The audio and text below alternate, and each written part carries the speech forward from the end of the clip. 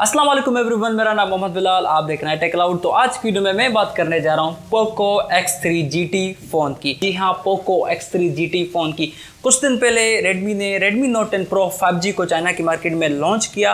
अब उसको रीब्रांडेड करके पोको X3 GT के नाम से लाया जा रहा है। पोको X3 में दो फ़ोन तो आ चुके हैं, पोको X3 और पोको X3 प्रो। दोनों ही अच्छे स्पेक्स और कमाल स्पेसिफिकेशन के साथ लॉन्च किए गए हैं।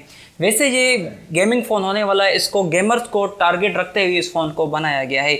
ये फ़ोन इंडिया की मार्केट में बहुत ही जल्द लॉन्च किया जा रहा है और उसके बाद इसको बहुत ही जल्द पाकिस्तान की मार्केट में भी लॉन्च किया जाएगा। और पाकिस्तान की मार्केट में ये कब तक आएगा और इसकी प्राइस क्या रखी जा रही है पाकिस्तान की मार्केट में, जो भी इस फ़ोन की डिटेल्स है मैं आपको आज किसी वीडियो में देने वाला हूँ। तो आप वीडियो को कहीं से भी स्किप ना करें, वीडियो को पूरा देखें, क्योंकि मैं आपको इसकी बहुत जो इंपॉर्टेंट डिटेल्स है मैं आपको आज किसी वीडियो में देने वाला हूँ। तो मेक श्योर चैनल पर नए हैं चैनल को सब्सक्राइब करें, वीडियो को लाइक करना ना भूलें, वीडियो को शेयर करें। तो सबसे पहले मैं आपको इस फ़ोन के डिज़ाइन के बारे में बताता हूँ। डिज़ाइन इसकी जैसे X3 सीरीज़ में देखने को मिली थी, इस बार इसकी डिज़ाइन बिल्कुल भी अलग है। जैसे आप देख सकते हैं, इसका बैक अब हमें ऐसे देखने को मिलेगा। बैक इसका प्लास्टिक में, बैक पे आपको एक ट्रिपल सेटअप कैमरा दिया गया है।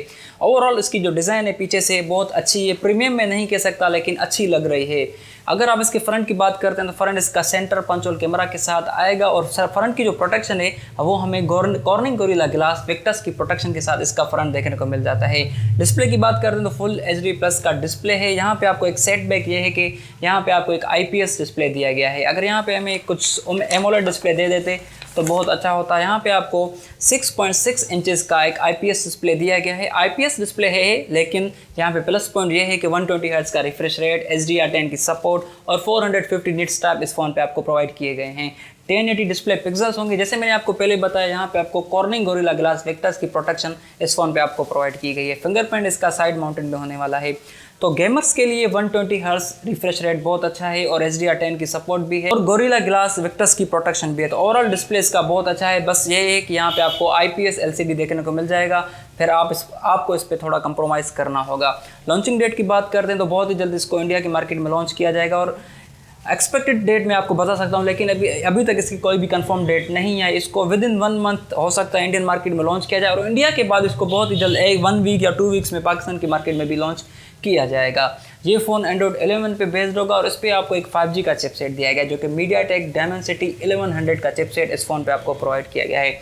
ये चिपसेट बहुत अच्छा है और गेमिंग के लिहाज से इस चिपसेट की जो परफॉर्मेंस है बहुत ही तगड़ी रहने वाली है, क्योंकि ये फ़ोन गेमर्स को टारगेट रखे हुए बनाया गया है। तो डिस्प्ले में भी ये फ़ोन अच्छा है, सिर्फ IPS LCD, और परफॉर्मेंस में ये फ़ोन बहुत ही कमाल रहने वाला है।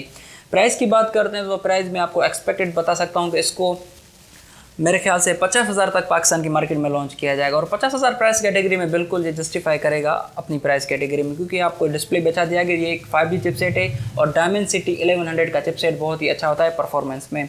कैमरा की बात करते हैं तो ट्रिपल सेटअप कैमरा है, 64 मेगापिक्सल का इसका मेन सेंसर है, दूसरा अल्ट्रा वाइड 8 मेगापिक्सल, तीसरा जो कैमरा है वो आपको 2 मेगापिक्सल तक दिया गया है। यहाँ पे इस कैमरा पे आप 30 FPS के साथ 4K वीडियो रिकॉर्ड कर सकते हैं। सेल्फी कैमरा आपको 16 मेगापिक्सल तक प्रोवाइड की गई है। 5000 mAh की बैटरी है। इस फ़ोन की जो मेन हाईलाइट होने वाली है इसके प्रोसेसर के बाद इसका चार्जिंग होने वाला है, क्योंकि यहाँ पे आपको 67 वाट तक फास्ट चार्जिंग की सपोर्ट इस फ़ोन पे आपको प्रोवाइड की गई है। तो ये थे इस फ़ोन के स्पेसिफिकेशन। ओवरऑल स्पेसिफिकेशन अच्छे हैं, बस डिस्प्ले में मुझे थोड़ा डिसअपॉइंटमेंट किया पोको ने कि यहाँ पे आपको IPS डिस्प्ले दे दिया है। अगर यहाँ पे हमें AMOLED डिस्प्ले दे दे तो बहुत ही अच्छा होता। ओवरऑल स्पेसिफिकेशन अच्छे हैं, डिस्प्ले अच्छा है, परफॉर्मेंस अच्छी है, कैमरा भी अच्छा है। तो आप देखते हैं पाकिस्तान की मार्केट में कब आता है। 50,000 तक इसको लॉन्च किया जाएगा। 50,000 तक ये बिल्कुल भी जस्टिफाई करेगा पाकिस्तान की मार्केट में। तो आपकी क्या है फ़ोन के बारे में, तो आप मुझे कमेंट में ज़रूर बता सकते हैं। वीडियो में इतना, वीडियो अच्छी लगी तो लाइक करें, शेयर करें, चैनल को सब्सक्राइब करें। मैं मिलता हूँ आपको दूसरी वीडियो में, तब तक अल्लाह हाफ़िज़।